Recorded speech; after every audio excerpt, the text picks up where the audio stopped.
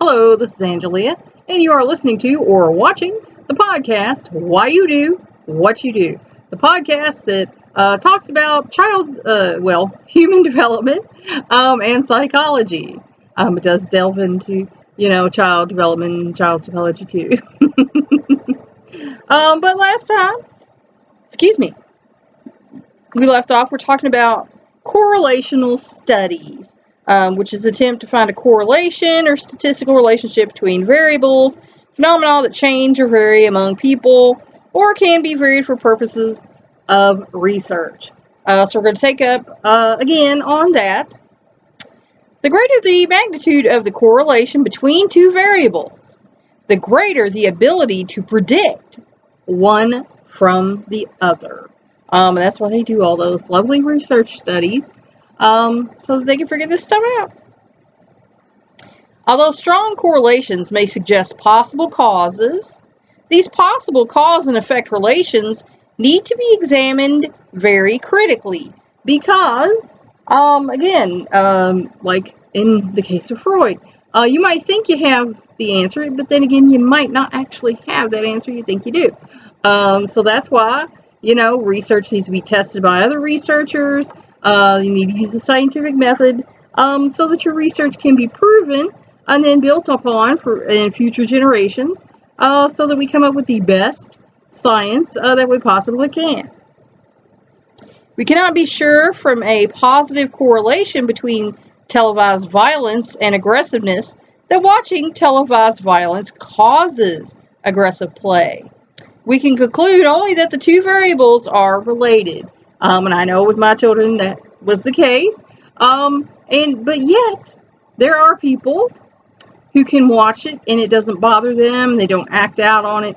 Again, it's all in how easily influenced a person is and how present they are in their own mind so that things, don't have such an influence. And that varies from person to person. It is possible that the causation goes the other way. Aggressive play may lead children to watch more violent programs. And sometimes that could be true. We're not sure.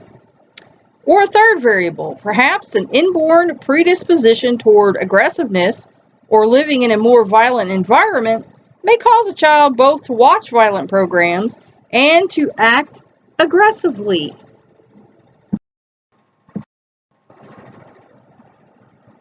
And that could also be true. Had to hurt somebody.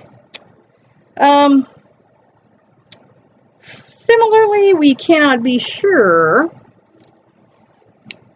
Let's see. Oh my goodness. My page is stuck together. Oh my goodness. What is the deal? These slick pages. Alright. That schooling protects against dementia. Because remember previously we talked about, the more educated person is, they are less likely to have, don't have a stroke, I'm telling you, it sucks. But less likely to have dementia than people who have less education. It may be that another variable, such as socioeconomic status, might explain both lower levels of schooling and higher levels of dementia, and that could very well be true. I can tell you that Medicaid is not, it's a good insurance, it pays for most everything, but you're not going to get the quality of care that you would get if you had a really nice insurance company that paid out pretty good money, or if you had a lot of money where you didn't even have any insurance, you just paid out cash, you're going to get treated a lot differently. And I know that from experience. The only way to show with certainty that one variable causes another is through an experiment, something that, in studying human beings, is not always possible for practical or ethical reasons. Because, we've changed the way we do studies.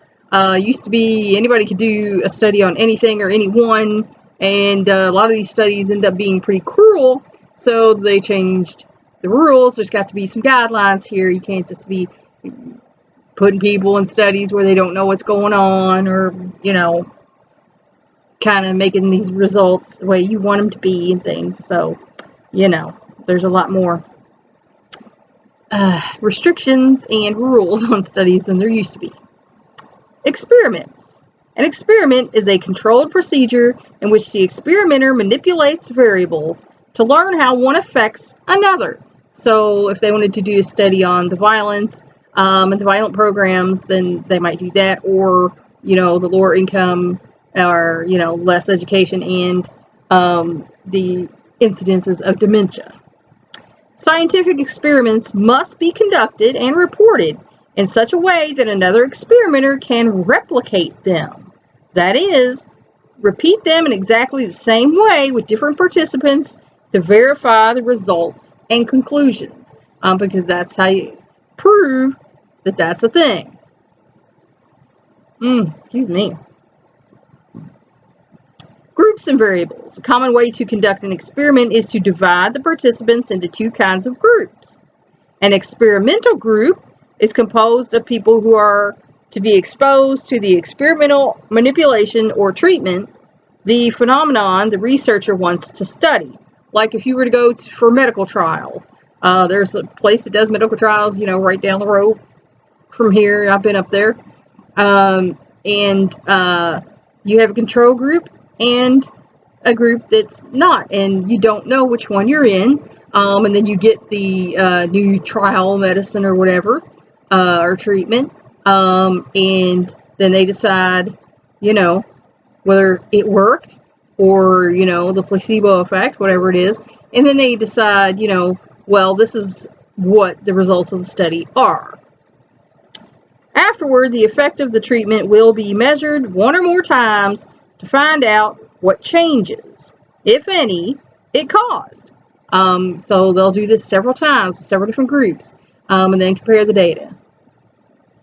A control group is composed of people who are similar to the experimental group, but do not receive the treatment, or receive a different treatment. Like I said, the placebo, as in the case of medical testing. An experiment may include one or more of each type of group. Or, if the experimenter wants to compare the effects of different treatments, say, of two methods of teaching, excuse me, the overall sample may be divided into treatment groups, each of which receives one of the treatments under study. Excuse me here, I got itch. I want to make sure it's not something. One team of researchers wanted to find out what effect dialogue reading, a special method of reading picture books to very young children, might have on their language and vocabulary skills. The researchers compared two groups of middle-class children ages 21 and 31 months. In the experimental group, the parents adopted the new read-aloud method, the treatment, which consisted of encouraging children's active participation and giving frequent, age-based feedback. In the control group, parents simply read aloud as they usually did. And that's the way you should be reading a book with your kid. You should, you know, ask them, well, why do you think they did that? How do you feel about that? You know, you should be getting them involved in the story. You shouldn't be monotonely like, man, are you asleep yet? Because then you're not really doing it for them, are you? After 1 month, the children in the experimental group were 8.5 months ahead of the control group in level of speech and 6 months ahead in vocabulary. So, you know, there's a difference there. 9 months later, the experimental group were still 6 months ahead of the controls. So that tells you that, you know, there's something to it. It is fair to conclude, then, that this read-aloud method improved the children's language and vocabulary skills. And I always read to my kids, and I encourage you to read to your kids too, because it does, and especially if you involve them in the story. You know, if something impacts you emotionally, then it's going to impact them emotionally too. And you can say, my gosh, why do you think they did that? How do you feel about that? You know, what would you do, you know, in that situation? And that involves them more, and reading is exciting to them. It's not some boring thing they have to listen to, and that will make them like it. In this experiment, the type of reading approach was the independent variable, and the children's language skills were the dependent variable. An independent variable is something over which the experimenter has direct control. A dependent variable is something that may or may not change as a result of changes in the independent variable. In other words, it depends on the independent variable. So, the experimenter had direct control over the way that these people were reading to these children. And the dependent, was what, happened in the increase in their, knowledge. And again, that depends on how the parents did the reading with them. In an experiment, a researcher manipulates the independent variable to see how changes in it will affect the dependent variable. Random assignment. If an experiment finds a significant difference in the performance of the experimental and control groups, how do we know that the cause was the independent variable? In other words, that the conclusion is valid. And that's why you have to make it so that other people can test on top of what you've done. And like I said, that's how we get better science. We come and stand on what the other people did and build more.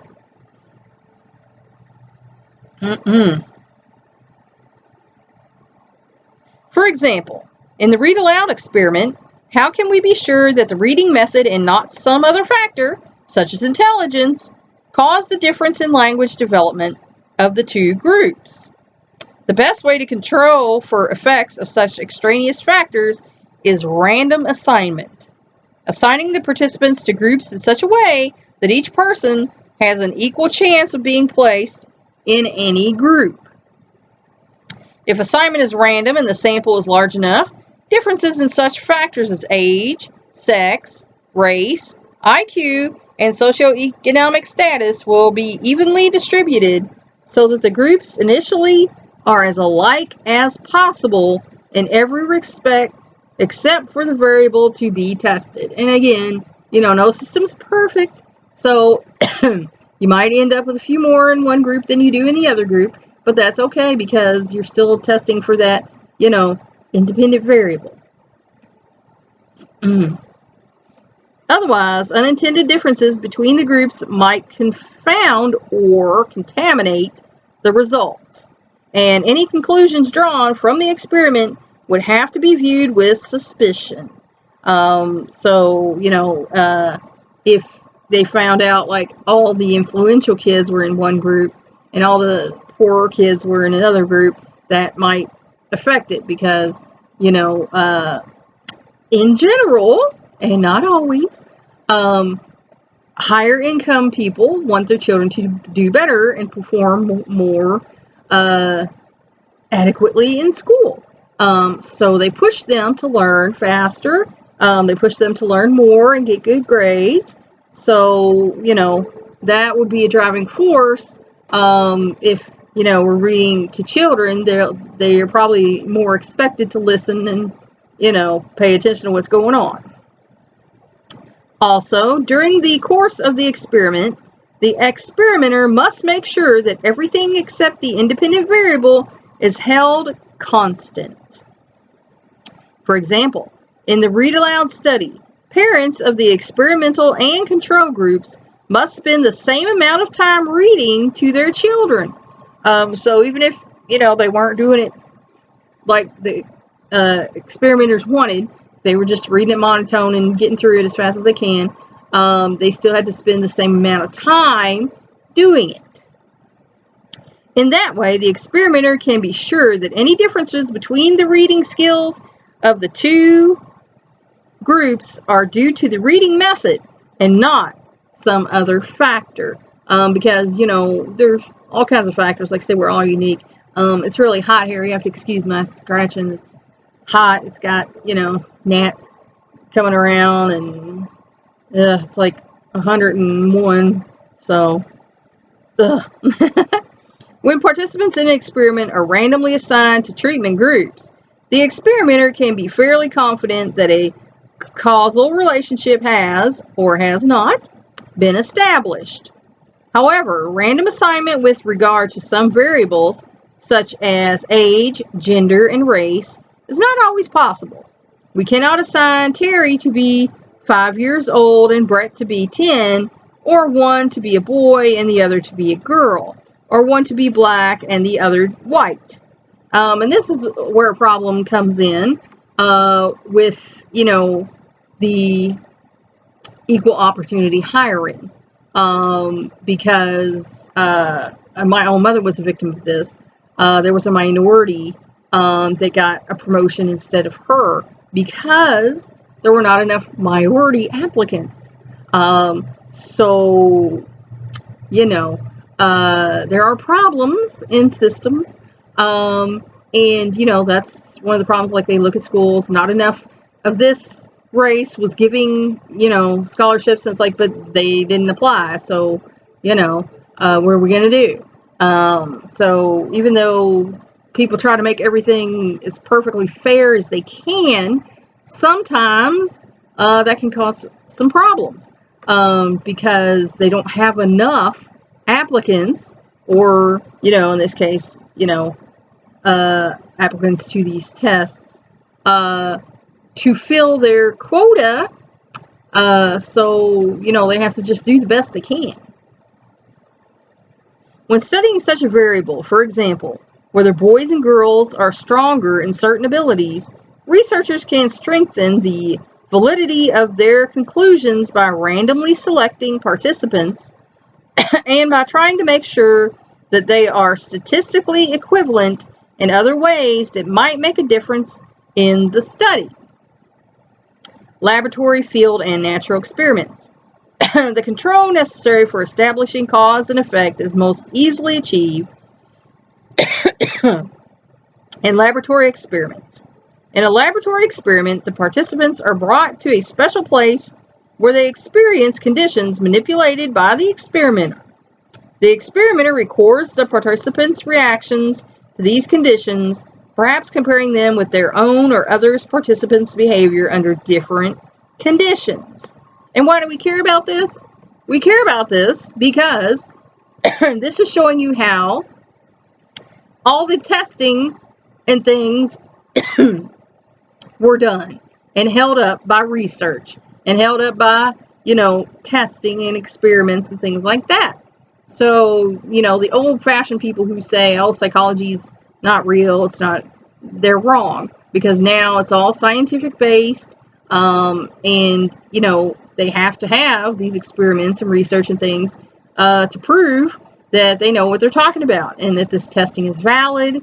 And that's why we care about this, because if you need to find out what your problem is, you can go to a psychologist or a psychiatrist and get tested and find out exactly what the problem is, so that interventions can be taken to, oh my goodness, I hope I ain't got a mosquito in here. I feel like something just bit me. To this testing. And that's why, you know, we care about these tests. And now I'm going to skip ahead because they're doing a whole chapter. Because when you go to learn these things, you have to study this so that in your own practice, you would know how to use these things and do these things. But again, we go on and they're talking about the ethics of research, right to informed consent. You should always have information given to you about what's going on, what's going to happen. Of course, in the doctor's offices, you have the HIPAA, you know, privacy policy thing. The avoidance of deception. Early on, there were tests that they lied to people about. They deceived them into thinking this one thing's happening, but now we're actually going to do another thing. So that's not cool, but they did do that back in the day. So, you know, that's a thing now they try to avoid if they can. And of course, you have your right to privacy and confidentiality. Your life coach, therapist, counselor, whoever you're seeing, should not be telling you business. That's just the facts, So if you hear that that was something happening, then you need to find somebody else to see. And let's see here. Now we're going to talk about how people develop, how they grow, how you start out in the beginning. And one of the things that can be a problem is fetal alcohol syndrome. In fetal alcohol syndrome, the children can be developmentally delayed. They can have physical deformities like, no philtrum here. I have a nice pronounced one. And it calls, a lot of abnormalities. So do not drink while you're pregnant.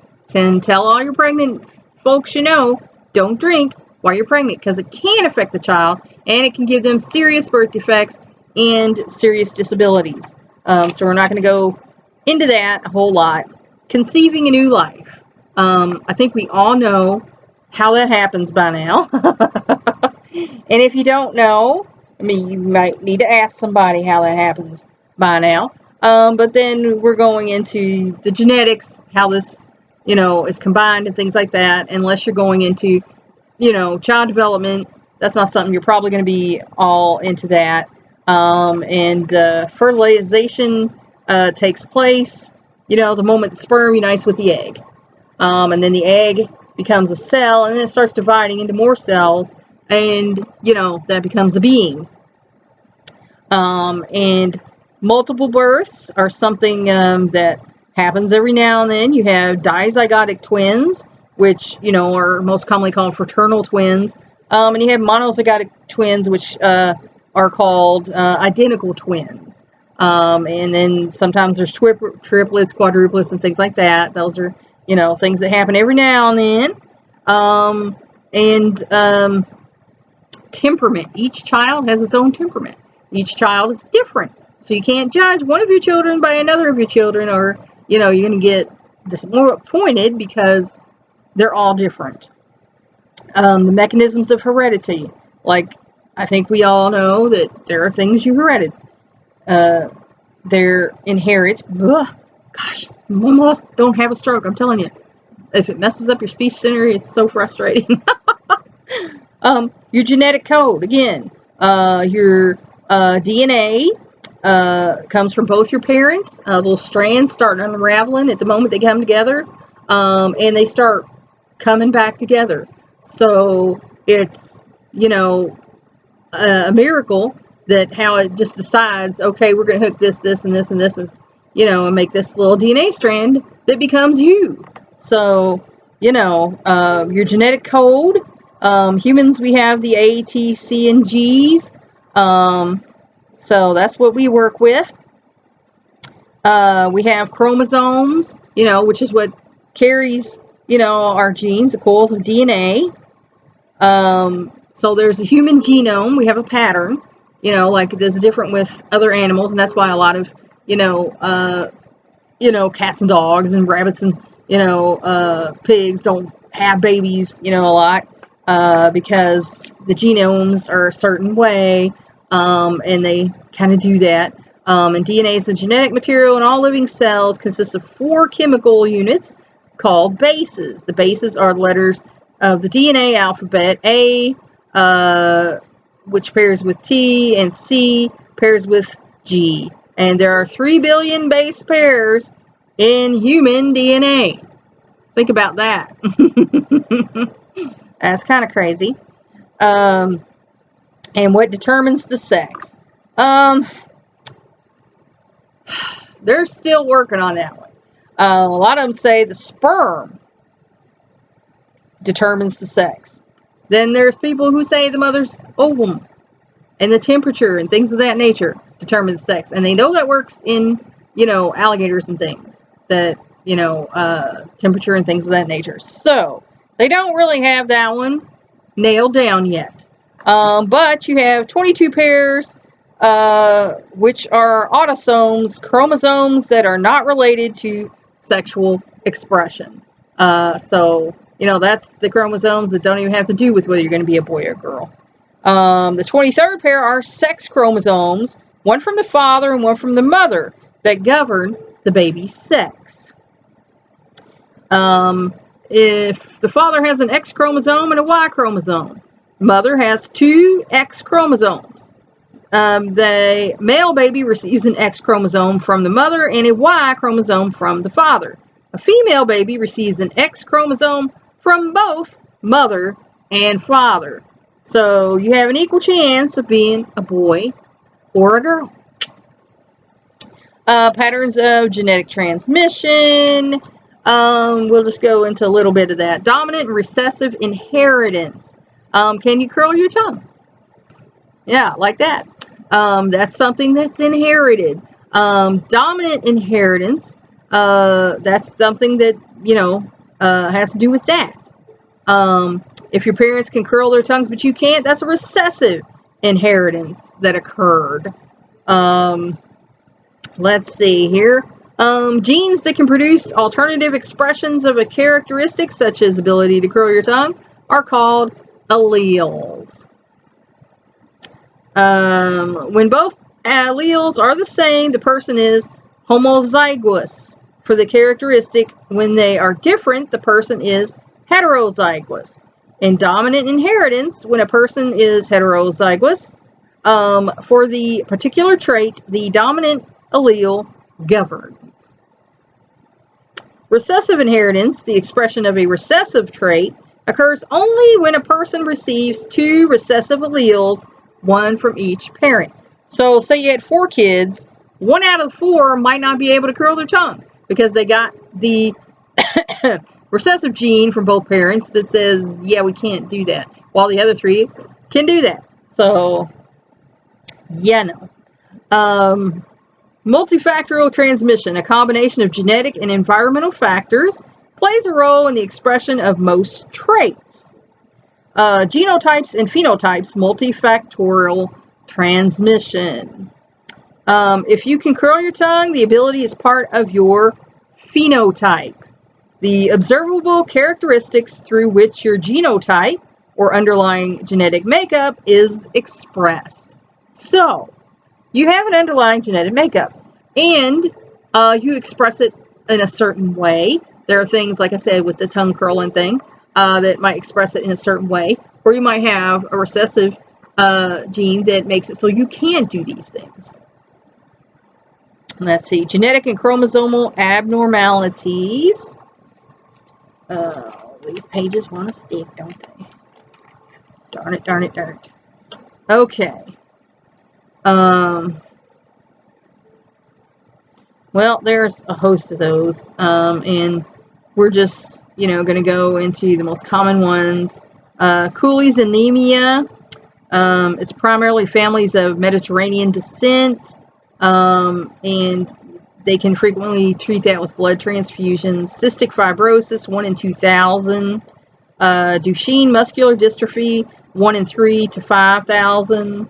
Hemophilia, 1 in 10,000. Neural tube defects, 1 in 1,000. Spina bifida, 1 in 1,000. PKU, 1 in 15,000. Sickle cell anemia, 1 in 500 African Americans. Tay-Sachs disease, historically found mainly in Eastern European Jews. And also that can be also in Asians. So, let's go down here.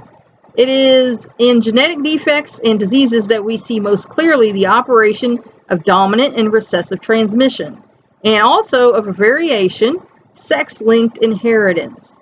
Some defects are due to abnormalities in genes or chromosomes, which may result from mutations, permanent alterations in genetic material that may produce harmful characteristics. So yes, there are mutations, and that's just not like mutants like the, guys from Marvel. Defects transmitted by dominant or recessive inheritance. defects transmitted by sex-linked inheritance, and in sex-linked inheritance, certain recessive disorders linked to genes on the sex chromosomes show up differently in male and female children. Now, there are cases where there are defects in DNA, and there was a case where there was a man who was born with double X chromosomes. So in theory, excuse me, he should have been not a man, but he was. Physically looked like one. So things like that happen, you know, and that's just a fact of science. It happens. So, you know, if you're going around criticizing people for their way of being, you might be in the wrong. They might not have a choice. They might just actually feel that way because they are that way at a genetic level.